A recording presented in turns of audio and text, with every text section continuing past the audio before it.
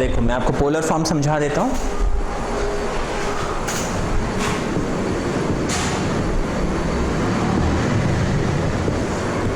Complex number में ये बहुत इम्पॉर्टेंट टॉपिक है पोलर फॉर्म। इसका यूज़ आप इंजीनियरिंग में करोगे खासकर, है ना। जब आप इंजीनियरिंग करोगे तो आपको एक इंजीनियरिंग मैथ्स जो उसमें सब्जेक्ट है पढ़ना होता है, उसमें ये पोलर फॉर्म के काफ़ी एप्लीकेशंस हैं, ठीक है। और पोलर फॉर्म हम कैसे कन्वर्ट करते हैं, एक एग्जांपल लेके मैं आपको बताता हूँ। ये आपको एक क्वेश्चन दिया हुआ है 1 + i√3, आपको बोला है कन्वर्ट इनटू पोलर फॉर्म, ठीक है। इसको मुझे पोलर फॉर्म में करना है, तो मैं आपको इस एग्जांपल से ही इसके सारे स्टेप्स बताते जाऊंगा और इसमें एंगल कैसे निकालते हैं अभी आपको समझ में आएगा। आप सबसे पहले लिखोगे लेट, इस नंबर को लिखोगे जिसको मुझे पोलर फॉर्म में कन्वर्ट करना है। अच्छा, पोलर फॉर्म बेसिकली होता क्या है? पोलर फॉर्म इज, आप इसको r cos theta plus i r sin theta इस फॉर्म में जब कन्वर्ट कर देते हो तो उसको हम बोलते हैं पोलर फॉर्म। यहाँ पे r इज सम नंबर, ठीक है ना। ये पोलर फॉर्म जो है बेसिकली पोलर कोऑर्डिनेट, जैसे आपने कोऑर्डिनेट सिस्टम पढ़ा होगा, है ना। कोऑर्डिनेट सिस्टम में हमारे पास एक तो होता है कार्टेशियन कोऑर्डिनेट, है ना। कार्टेशियन कोऑर्डिनेट आपने जैसे पढ़ा है, इसको अभी थोड़ी देर में हम करते हैं। मैं आपको थोड़ा सा कॉन्सेप्ट इसमें बता दूं। एक है हमारे पास कार्टेशियन कोऑर्डिनेट।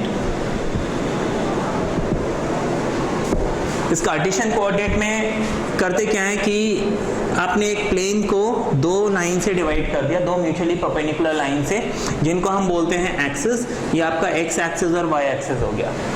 अब इसमें मुझे कोई भी पॉइंट को अगर रिप्रेजेंट करना है तो distance on X and distance on Y ऐसे हम रिप्रेजेंट करते हैं। जैसे अगर मान लीजिए ये डिस्टेंस एक्स है, ये डिस्टेंस वाई है, तो इस पॉइंट की पोजीशन हो जाएगी एक्स कॉमा वाई, है ना। ऐसे लिखते हैं। तो ये एक्स कॉमा वाई मुझे क्या बता रहा है? इस पॉइंट की लोकेशन, इस प्लेन में इस पॉइंट की लोकेशन क्या है वो बता रहे है ना। तो मुझे इससे कार्टेशियन कोऑर्डिनेट से हुआ क्या कि आप कोई भी पॉइंट आप बता सकते हो, भाई ये चीज़ यहाँ पे है। आपने बोला एक पॉइंट है वो 5,3 पे है, तो आप इजीली बता सकते हो ग्राफ में 5,3 कहाँ है। तो ये कोऑर्डिनेट सिस्टम हमें बेसिकली बता क्या रहा है? किसी भी पॉइंट का address.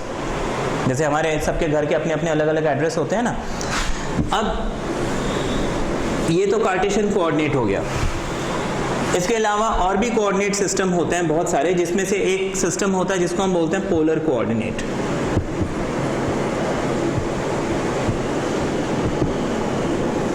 Polar coordinate. Polar coordinate का कॉन्सेप्ट क्या होता है कि आपके पास ये एक्स एक्सिस है, ठीक है। इसका कोई एक पॉइंट ले लिया हमने और ये आपका ओरिजिन हो गया। जैसे उसमें आपने एक्स और वाई एक्सिस जहाँ इंटरसेक्ट करते हैं उसको हमने ओरिजिन बोला, है ना। अब यहाँ पे एक लाइन है जिसको हम बोलते हैं रिवॉल्विंग लाइन। अब मुझे ये पॉइंट की पोजीशन बतानी है, तो ये लाइन रिवॉल्व होके यहाँ पे आया, इस पॉइंट पे मिला। अब अगर ये एक्सिस है, मुझे ये ओरिजिन जो है इसका फिक्स्ड है, यहाँ से अगर मुझे ये एंगल मालूम हो और इस लाइन की लेंथ r मालूम हो तो मैं इस पॉइंट को बता सकता हूँ, है ना। अगर मुझे बोल दिया जाए कि ये एक पॉइंट है और ये एक लाइन है, यहाँ से आप 30 डिग्री का एंगल बनाओ और 5 सेंटीमीटर लेंथ का, तो आप 5 सेंटीमीटर एक लाइन खींचोगे, उसको 30 डिग्री पे कर दोगे, वो जहाँ पे भी रुकेगा वो आपका पोजीशन होगा, है ना। तो एक इस तरीके से भी हम बता सकते हैं एंगल और ये रेडियस बता के। तो जब हम एंगल और रेडियस बताते हैं उस सिस्टम को हम बोलते हैं पोलर कोऑर्डिनेट। अगर इसका रेडियस r है और ये एंगल थीटा है तो हम इस कोऑर्डिनेट को r कॉमा थीटा ऐसे लिखते हैं, तो इसको हम बोलते हैं पोलर कोऑर्डिनेट, ठीक है ना। अब पोलर कोऑर्डिनेट और कार्टेशियन कोऑर्डिनेट, इन दोनों में कोई रिलेशन है? बिल्कुल है। ये आपका एक्स एक्सिस और ये वाई एक्सिस हो गया, है ना। मैंने ये कोई भी एक पॉइंट ले लिया, इसकी पोजीशन x कॉमा y है कार्टेशियन कोऑर्डिनेट के हिसाब से। अगर मैंने ओरिजिन से इस पॉइंट को ज्वाइन कर दिया एंड सपोज इसकी लेंथ r है, ओरिजिन से ये एंगल बना रहा है थीटा, तो इसकी पोलर कोऑर्डिनेट क्या हो जाएगी, r कॉमा थीटा, है ना। मुझे अब इस r थीटा और x y के बीच में रिलेशन निकालना है। मैं क्या करूंगा, यहाँ से एक परपेंडिकुलर लाइन ड्रॉप कर देता हूँ। अब मुझे मालूम है ओरिजिन से लेके इस पोजीशन तक का जो डिस्टेंस है दिस मस्ट बी x। यहाँ से अगर एक लाइन बना दो तो पैरेलल टू x एक्सिस, तो इतना डिस्टेंस होना चाहिए y, और ये डिस्टेंस एग्जैक्टली इक्वल होना चाहिए इस परपेंडिकुलर के, मतलब ये पोजीशन होनी चाहिए y, है ना। और ऊपर वाला भी x होगा, लेकिन अभी हम उसको हटा देते हैं, ये भी हालांकि x होगा, ठीक बोल रहे हो आप, ठीक है। तो ये लाइन हो गई x, ये लाइन हो गई y, है ना, और ये हो गया r। अब देखो मैं इस r को, ये एक राइट एंगल ट्राइंगल है x और y, और r क्या है, हाइपोटेन्यूज, तो r square equals to x square plus y square, या फिर r equals to under root of x square and y square, ऐसे लिख सकता हूँ। अब मैं x को क्या लिख सकता हूँ, देखो x अपॉन r क्या होगा, ये एंगल है तो एंगल के साथ वाला साइड क्या होता है, बेस, और ये हो गया हाइपोटेन्यूज, बेस अपॉन हाइपोटेन्यूज क्या होता है, cos थीटा। तो आप x को क्या लिख सकते हो, r cos थीटा। अच्छा ये y है परपेंडिकुलर, परपेंडिकुलर अपॉन हाइपोटेन्यूज क्या होता है, तो y आप क्या लिख सकते हो, इतना समझना क्या, देयरफॉर x को आप लिख सकते हो r cos थीटा, y को आप लिख सकते हो r sin थीटा। ये आपका कार्टेशियन कोऑर्डिनेट और पोलर कोऑर्डिनेट के बीच में रिलेशन हो गया। इतना क्लियर हो गया? तो दिस आंसर्स योर क्वेश्चन जो आपने पूछा था कि पोलर कोऑर्डिनेट क्या होता है ना, या फिर इधर पे r क्या है। तो r बेसिकली अगर आप एक ट्रायंगल इमेजिन करो जिसके साइड्स x और y हैं, तो r उसका हाइपोटेन्यूज होगा। अब मैं इसको ऐसे ले लेता हूं कि मान लीजिए कॉम्प्लेक्स नंबर है z equals to x plus I Y, तो x आपका रियल पार्ट हो गया, y आपका इमेजिनरी पार्ट हो गया, तो r क्या हो जाएगा, x square plus Y square under root में, यानी कि इस कॉम्प्लेक्स नंबर का क्या है, ये मॉड्यूलस, मॉड्यूलस यही होता है ना, मॉड z हो गया ना, ठीक है। तो पोलर फॉर्म में मैं क्या कर रहा हूँ, एक तो मॉड्यूलस ले रहा हूँ कॉम्प्लेक्स नंबर का, और x और y जो रियल पार्ट और इमेजिनरी पार्ट है उसको मैंने r cos theta r sin theta ऐसे रिप्रेजेंट कर दिया पोलर फॉर्म, ठीक है ना। हाँ, r को हम यहाँ पे मॉड्यूलस ऑफ कॉम्प्लेक्स नंबर बोल सकते हैं। ये क्लियर हो गया? तो पोलर फॉर्म में हमें ये करना होता है कि हम बेसिकली क्या कर रहे हैं, एक सिस्टम से दूसरे सिस्टम में कन्वर्ट कर रहे हैं।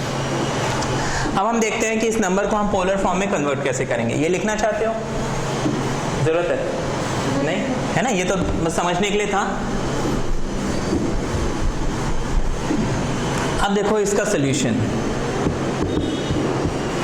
आप सबसे पहले लिखोगे लेट, इस कॉम्प्लेक्स नंबर को हम लिख लेते हैं, इसको हम लिखेंगे r cos theta plus i sin theta, जिसको आप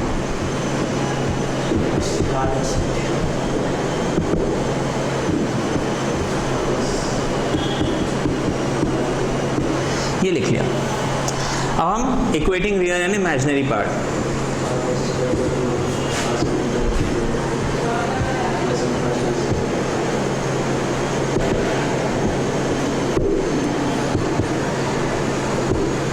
equating real and imaginary part, ये रियल नंबर है, ये रियल नंबर है, that means r cos theta must be equal to 1 and r i के साथ √3, i के साथ r sin थीटा, तो r sin theta must B √3 होना चाहिए। हम इसको इक्वेशन 1 डाल देते हैं, इसको इक्वेशन 2 डाल देते हैं। अब हम लिखेंगे स्क्वायरिंग एंड एडिंग 1 एंड 2। मैंने क्या करना है, इन दोनों इक्वेशंस को स्क्वायर करना है, फिर ऐड करना है। अब देखो इसमें क्या मिलेगा, मैंने इसको स्क्वायर किया तो ये आपको मिल जाएगा r square cos square theta, और इज इक्वल टू क्या मिला, 1 का स्क्वायर, है ना, ये मिल रहा है। अच्छा, इसको मैंने स्क्वायर किया, ये हो जाएगा r square sin square theta, और इज इक्वल टू क्या मिल रहा है, √3 का स्क्वायर मिल रहा है। हमने यहाँ पे आर स्क्वायर कॉमन ले लिया तो मेरे पास cos square theta plus sine square theta बचेगा। कितना मिलना चाहिए? 1 का स्क्वायर यानी कि 1 और √3 का स्क्वायर यानी कि 3 जो कि हो गया 4। अब cos square theta sine square theta 1 होता है ना 10th क्लास ट्रिग्नोमेट्री। तो ये आर स्क्वायर इंटू 1 लिखने की जरूरत नहीं है, तो आपको बेसिकली आर स्क्वायर कितना मिल गया? 4 मिल गया। That means R must be equal to 2, है ना। इसको आप चाहे तो डायरेक्टली मॉड z निकाल लो, वो भी आपको 2 मिलेगा। आर मिल गया। अब मैं उस आर की वैल्यू यहां पुट कर देता हूं, है ना। पुटिंग इन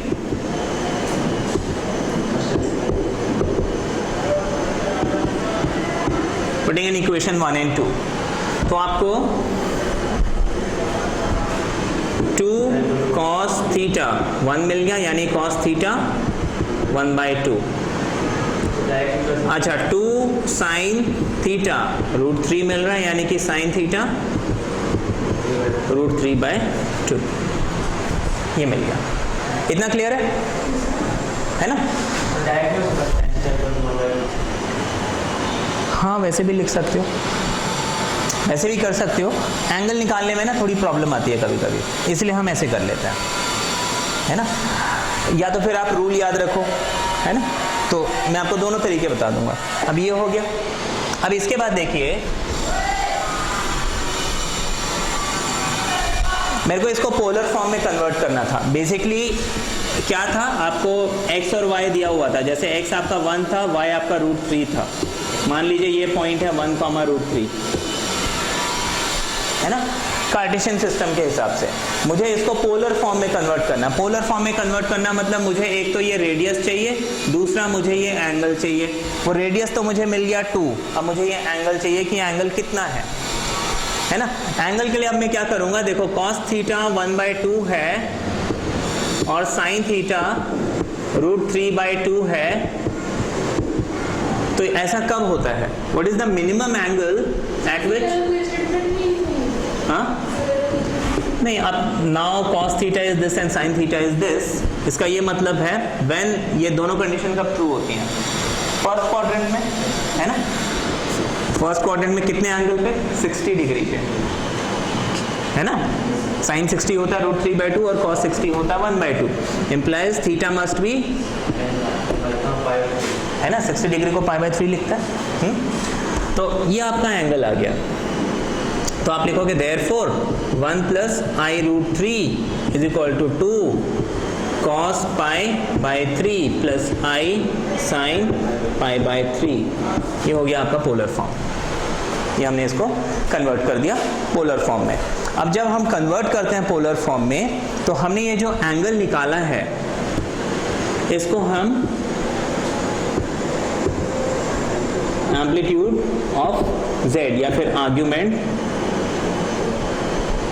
ऑफ z बोलते हैं, ठीक है। एम्पलीट्यूड या फिर argument of the complex number, ठीक है। ये तो बहुत बेसिक सा क्वेश्चन था। अभी आपको मैं एक क्वेश्चन और देता हूं। देखो, आपको अब इसमें जो आर्ग्यूमेंट निकालना होता है एम्पलीट्यूड थीटा, इसमें कुछ बातों का ध्यान रखना होता है। फर्स्ट क्वाड्रेंट में अगर वैल्यू आती है तो आप theta is equal to alpha करेंगे, जहां पे अल्फा क्या है? मिनिमम पॉजिटिव एंगल, ठीक है, मिनिमम पॉजिटिव एंगल। अब अगर थीटा आपका सेकेंड क्वाड्रेंट में पड़ रहा है तो आप theta is equal to pi minus alpha लिखेंगे, ठीक है। थर्ड क्वाड्रेंट में पड़ रहा है तो आप इसको लिखेंगे अल्फा माइनस पाई, ठीक है। फोर्थ क्वाड्रेंट में अगर पड़ रहा है तो आप theta is equal to minus alpha लिखोगे। ये रूल ध्यान रहेगा, ठीक है। अब क्योंकि देखो जो प्रीवियस क्वेश्चन हमने किया था पोलर फॉर्म का, वो तो बहुत बेसिक सा क्वेश्चन था। अगर आपको प्लस या माइनस मिलता है, हम एक एग्जांपल लेते हैं। आपको एक क्वेश्चन दिया हुआ है -2 प्लस, इसको पोलर फॉर्म में कन्वर्ट करना है, ठीक है। अब देखो यहाँ पे एक माइनस और एक प्लस साइन आ गया यहाँ पे। अच्छा, ये आपका जो नंबर है हमेशा x प्लस आई वाई इस फॉर्म में होता है, मतलब x ये है, y आपका ये है, ये आपको ध्यान रखना है।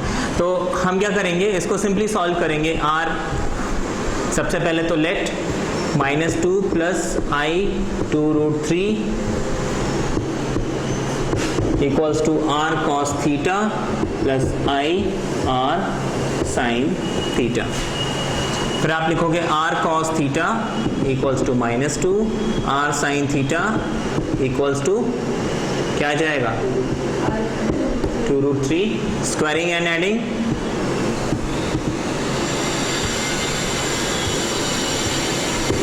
स्क्वायरिंग एंड एडिंग करेंगे, आपको r स्क्वायर मिल जाएगा 2 का स्क्वायर है ना, -2 का स्क्वायर एंड 2√3 का होल स्क्वायर, जो कि हो जाएगा 4 and 4 3s are 12 and that is 16। तो r आपको मिल जाएगा 4। अब इस r की वैल्यू मैं यहाँ पे जब पुट करूंगा, जब मैंने इस r की वैल्यू यहाँ पुट की तो मुझे क्या मिला,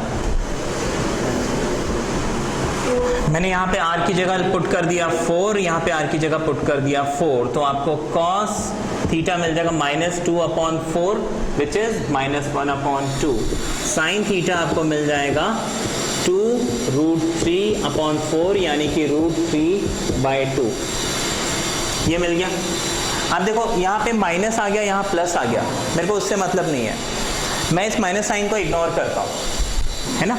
मैं माइनस साइन को इग्नोर करके यहाँ पे लिखूंगा sine alpha is equal to 1/2, sorry cos alpha and sine alpha is equal to √3/2। ये लिख लिया मैंने, है ना। मैंने उस थीटा को हटा के अल्फा कर लिया। अब मुझे बताना है, माइनस साइन मैंने हटा दिया ऑल टुगेदर, क्योंकि मैंने आपको क्या बताया था, अल्फा क्या है, मिनिमम पॉजिटिव एंगल, तो इसलिए हमने माइनस साइन हटा दिया, है ना। अब माइनस साइन हटाने के बाद आपको मुझे ये बताना है कि cos 1/2 और sin √3/2 कब होता है, कब होता है 45 पे तो दोनों 1/√2 होता है, करेक्ट। sin 60 एंड cos 60, आपको हमेशा ये दोनों एंगल सेम मिलने चाहिए। That means this alpha is equal to 60 degree, that is π/3। ये मुझे मिल गया, ठीक है ना। अब मुझे पहचानना है ये कौन से क्वाड्रेंट में है, ठीक है। अब मुझे क्वाड्रेंट इसका देखना है। मेरे को ओरिजिनल क्वेश्चन क्या दिया था, -2 + 2√3i, यही दिया था क्वेश्चन। अब ये है आपका x और ये है आपका y। अब यहाँ पे हम एक चीज देखते हैं, the x is negative, y is positive. आपने ये 4 क्वाड्रेंट्स पढ़े हुए हैं। अब आपको मालूम है फर्स्ट क्वाड्रेंट में x और y दोनों पॉजिटिव होते हैं, सेकेंड क्वाड्रेंट में x is negative, y is positive, third quadrant में दोनों नेगेटिव होते हैं, x भी और y भी, फोर्थ क्वाड्रेंट में x पॉजिटिव, y नेगेटिव। अब आप मुझे बताइए x नेगेटिव, y पॉजिटिव कौन सा क्वाड्रेंट है, सेकेंड क्वाड्रेंट। तो सेकेंड क्वाड्रेंट मुझे मिल गया। अब मैंने आपको अभी थोड़ी देर पहले एक रूल बताया था, अगर फर्स्ट क्वाड्रेंट है तो थीटा अल्फा है, सेकेंड क्वाड्रेंट है तो थीटा क्या है, पाई माइनस अल्फा, थर्ड है तो alpha minus pi and minus alpha. तो सेकेंड क्वाड्रेंट का रूल क्या कहता है, pi minus alpha. That means ये जो थीटा है मुझे कितना मिलना चाहिए, therefore theta is equal to pi minus π/3 and that should be 2π/3। ये मिल गया। देयरफॉर जो आपका -2 + 2√3i है, इसको आप लिखोगे r कितना मिला था मुझे, 4 cos 2π/3 प्लस i sin 2π/3। ये आपका फाइनल आंसर होगा, ठीक है। समझ में ये 2π/3 हमने कैसे लाए हैं।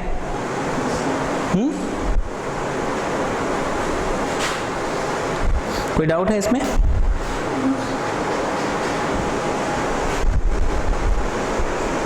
अब देखो इसको पोलर फॉर्म में कन्वर्ट करना है। ये क्वेश्चन दिया हुआ है, हम यहाँ पे क्या करेंगे, दोबारा वही let minus root 3 minus I equals to R cos theta plus I R sine theta, है ना। अब इसको मैं जल्दी जल्दी करता हूँ स्टेप वाइज करने के बजाय, है ना, क्योंकि स्टेप तो आप लोग समझ गए हो, सिर्फ कॉन्सेप्ट आप समझना है कब क्या होगा। तो हम r cos थीटा को लिखेंगे minus root 3, r sine theta को लिखेंगे -1। यहाँ पे ध्यान रखना i को i से कंपेयर करेंगे, कई बार गलतियां होती हैं। r sine theta is equal to कुछ लोग माइनस i लिख देते हैं, कुछ लोग i लिख देते हैं, ये गलती ना हो। आप i और i कंपेयर करोगे, i को रिमूव करो, क्या बचा इधर i के साथ, -1 बचा और वहां पे r साइन थीटा, तो आपको -1 लिखना है, ठीक है ना। इस बात का ध्यान रखना i इधर पे कभी भी नहीं आएगा, ठीक है। अच्छा, अब हम क्या करेंगे, स्क्वायरिंग एंड एडिंग। तो आर स्क्वायर आपको मिल जाएगा 3 + 1, डायरेक्टली करूँ चलेगा। अब रूट 3 का स्क्वायर हो गया 3, 1 का स्क्वायर 1, माइनस का स्क्वायर जो है प्लस होता है, तो आपको ये मिल गया 4, यानी आर आपको मिल जाएगा 2। तो आप लिख लोगे cos थीटा, यहाँ पे अगर मैं 2 डालता हूँ, यहाँ पे अगर मैं 2 डालता हूँ तो cos थीटा है -√3/2 और आपका sin थीटा हो जाएगा -1/2। ठीक, अब मुझे क्या करना है, ये थीटा फाइंड आउट करना है। थीटा फाइंड आउट करने के लिए सबसे पहले मुझे अल्फा निकालना पड़ेगा, मिनिमम एंगल यहाँ पे कितना है। आप लिखोगे cos alpha is equal to √3/2 sin alpha is equal to 1/2। कई बार बुक्स में क्या करते हैं, इसको डिवाइड करके tan अल्फा लिख लेते हैं, है ना। tan अल्फा यहाँ पे कितना मिल गया, 1/√3। फिर tan के बेसिस पे हम एंगल निकालते हैं, वो भी कर सकते हो। तो tan की वैल्यू 1/√3, मिनिमम एंगल क्या होता है, tan अल्फा 1/√3 कब होता है, 30 डिग्री, है ना। 30 डिग्री मतलब π/6, है ना, ये तो मालूम है। तो फिर अल्फा तो हमने निकाल लिया, अब मुझे निकालना है थीटा, है ना। थीटा क्या होता है आपका, आर्ग्यूमेंट या एम्पलीट्यूड। ये अल्फा तो हम जस्ट मिनिमम एंगल देख रहे हैं, ठीक है। अब मुझे क्या करना है, ये आपको ग्राफ बनाने की जरूरत नहीं होती है, ये जस्ट अभी स्टार्टिंग में अपनी समझने के लिए, अपने क्वेश्चन सॉल्व करने के लिए। फर्स्ट क्वाड्रेंट में थीटा है अल्फा, सेकेंड क्वाड्रेंट में थीटा है pi minus alpha, third quadrant में थीटा है माइनस अल्फा माइनस पाई, और यहाँ पे है theta is equal to minus alpha. First quadrant में होता है प्लस एंड प्लस, इसमें होता है minus and plus, minus and minus, इसमें प्लस एंड माइनस। अब मुझे देखना है ये कौन से क्वाड्रेंट में आपकी वैल्यू है। हमें साइन थीटा क्या मिला था, नेगेटिव, है ना। पीछे देखो, साइन थीटा -1/2 था और cos थीटा -√3/2, मतलब दोनों x और y दोनों के दोनों नेगेटिव, है ना। थर्ड क्वाड्रेंट, तो थीटा कितना मिलना चाहिए, अल्फा माइनस पाई। देयरफॉर आप लिखोगे theta is equal to π/6 minus pi, जो कि हो जाएगा -5π/6। ये समझ में आ गया। अच्छा, इसके बाद मुझे क्या करना है, देयरफॉर मेरा ओरिजिनल क्वेश्चन क्या था, -1 -√3 माइनस आई, यही था ना क्वेश्चन। इज इक्वल टू आप लिखोगे r, जो कि मुझे कितना मिला 2 ब्रैकेट में cos -5π/6 प्लस i sin -5π/6, इसको आप लिख लोगे 2। अब आपको मालूम है cos माइनस थीटा क्या होता है और sin माइनस थीटा क्या होता है, माइनस साइन थीटा। तो इस cos का माइनस साइन हट जाएगा, क्योंकि cos थीटा ही रहेगा, और इसको आप लिख लोगे -i sin 5π/6। ये आपका आंसर है, ठीक है। ये समझ में आया। एक और क्वेश्चन आप देख लीजिए, फोर्थ क्वाड्रेंट। आपको बोला है convert into polar form 1 - i। क्या करेंगे हम इसे, लेट r cos थीटा, ये हमने लिख लिया। Comparing coefficient, r cos theta हमें कितना मिल जाएगा 1, और r sin थीटा हमें कितना मिल जाएगा, वेरी गुड, -1 मिलेगा। -i तो नहीं मिलेगा ना, हाँ, ये गलती मत करना। अब स्क्वायरिंग एंड एडिंग जब करेंगे हमें आर स्क्वायर मिल जाएगा 1 स्क्वायर प्लस 1 स्क्वायर यानी कि 2, यानी मुझे आर मिल जाएगा 2 अंडर रूट। डायरेक्टली करूँ, समझ में आ रहा है? अच्छा, r मुझे 2 मिल गया, दैट मीन्स मैं यहाँ पे r की जगह √2 पुट कर दूंगा, यहाँ पे r की जगह √2 पुट कर दूंगा, तो मुझे cos थीटा मिल जाएगा (1/√2) और sin थीटा मिल जाएगा (1/√2). ठीक है, अब हम क्या करेंगे, tan अल्फा निकालेंगे डायरेक्टली। tan अल्फा हम क्या करेंगे, इन दोनों को डिवाइड कर देंगे, लेकिन माइनस साइन हटा के, तो मुझे tan अल्फा मिल गया 1। इसका मतलब अल्फा कितना हो गया, π/4। अब मुझे थीटा निकालना है। थीटा के लिए मुझे देखना पड़ेगा क्वाड्रेंट कौन सा है, ये प्लस प्लस है, ये माइनस प्लस है, ये माइनस माइनस है, ये प्लस माइनस है। अब मुझे जो क्वेश्चन दिया हुआ है ये कौन से फॉर्म में है, plus plus minus plus minus minus plus minus, fourth quadrant में पढ़ रहा है। Very good. फोर्थ क्वाड्रेंट में थीटा क्या होता है, माइनस अल्फा। तो आप यहाँ पे लिखोगे therefore theta is equal to -π/4। तो इसको पोलर फॉर्म में हम कैसे लिख सकते हैं, √2 cos of -π/4 and i sin -π/4। ठीक है, तो आप इसको फर्दर लिख सकते हो √2 cos ऑफ π/4, क्योंकि cos minus theta cos theta होता है और sin माइनस थीटा होता है माइनस sin थीटा, तो आप इसको लिख लोगे i sin π/4। This is my final answer. ठीक है, क्लियर है ये पोलर फॉर्म में कैसे कन्वर्ट करेंगे। आप और दूसरी चीज, ये जो अल्फा है इसके लिए आप डायरेक्टली फॉर्मूला भी बना सकते हैं। जैसे मैंने आपको बताया कि अल्फा हम कैसे निकालते हैं, माइनस साइन को इग्नोर कर देते हैं। आप alpha is equal to tan alpha is equal to y/x ऐसे लिख सकते हो मॉड्यूलस में। मतलब मुझे मिनिमम पॉजिटिव एंगल निकालना है, उसके बाद देखना कौन से क्वाड्रेंट में पड़ रहा है। ठीक है ना, अब डायरेक्टली जैसे मैंने cos थीटा sin थीटा निकाला, उसके बाद सीधे सीधे अल्फा को देखा, फिर मैंने देखा x y कहाँ पे है, फिर आपका थीटा आ गया। इजी है, बनेगा।